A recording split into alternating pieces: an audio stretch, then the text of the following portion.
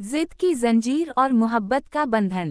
सरदार खान एक मुअज़्ज़ज़ और बाअसर जमींदार थे जिन्होंने अपनी जिंदगी उसूलों और रिवायात के मुताबिक गुजारी थी।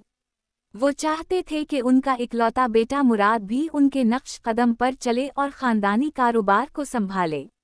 लेकिन मुराद एक मुख्तलिफ दुनिया का बासी था। वो किताबों का शौकीन था, शायरी करता था और बड़े बड़े ख्वाब देखता था। इसे जमींदार की जिंदगी और ख़ानदानी कारोबार में कोई दिलचस्पी नहीं थी। सरदार खान ने मुराद की तालीम पर बहुत पैसा खर्च किया था, इस उम्मीद पर कि वो पढ़ लिख कर ख़ानदान का नाम रोशन करेगा। लेकिन मुराद का ध्यान पढ़ाई से ज़्यादा शायरी और अपनी ख़याली दुनिया में रहता था। वो अक्सर क्लासों से गायब रहता और लाइब्रेरी में किताबें पढ़ता रहता था। ज़रीना बीबी अपने बेटे की हालत देखकर परेशान रहती। वो जानती थी कि मुराद एक हसास दिल रखता है और इस पर दबाव डालना ठीक नहीं है। इन्होंने सरदार खान को भी नरमी से पेश आने का मशवरा दिया, लेकिन सरदार खान अपनी जिद पर उड़े रहे। रहीम दादा, जो अब काफ़ी बूढ़े हो चुके थे, अक्सर मुराद को अपने पास बुलाते और उसे पुरानी कहानियाँ सुनाते थे।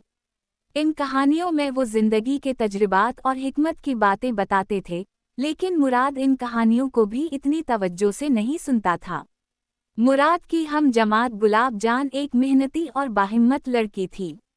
वो हमेशा अपनी पढ़ाई पर तवज्जो देती थी और अपने मुस्तकबिल के लिए संजीदा थी।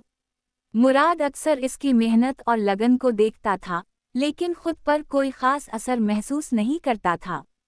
सरदार खान ने मुराद पर दबाव बढ़ाना शुरू कर दिया। इन्होंने इसके कॉलेज जाने पर पाबंदी लगा दी और उसे ज़मीनों पर काम करने का हुक्म दिया। मुराद इस सुलूक से और भी बागी हो गया और उसने घर में रहना भी छोड़ दिया। मुराद कई दिन तक घर से गायब रहा। ज़रीना बीबी और सरदार खान दोनों बहुत परेशान हुए। रहीम दादा ने सरदार खान को समझाया कि सख्ती से कभी किसी को अपना नहीं बनाया जा सकता। मोहब्बत और सब्र से ही दिल जीता जा सकता है। एक दिन मुराद का दोस्त असलम इसे ढूंढ कर वापस लाया। मुराद बहुत कमज़ोर और उदास था। उसने अपने वालिद को बताया कि वो उनसे नाराज़ नहीं है, लेकिन वो अपनी ज़िंदगी अपने तरीक़े से जीना चाहता है। सरदार खान ने अपने बेटे की हालत देखकर अपना सख्त रवैया तर्क कर दिया। ज़रीना बीबी ने मुराद को प्यार से गले लगाया और उसे यकीन दिलाया कि वो हमेशा इसके साथ हैं। रहीम दादा ने मुराद को एक पुरानी किताब दी जिसमें ज़िंदगी के मुख्तलिफ पहलुओं पर कहानियाँ दर्ज थीं। मुराद ने वो किताब पढ़ी और इसकी सोच में तब्दीली आई।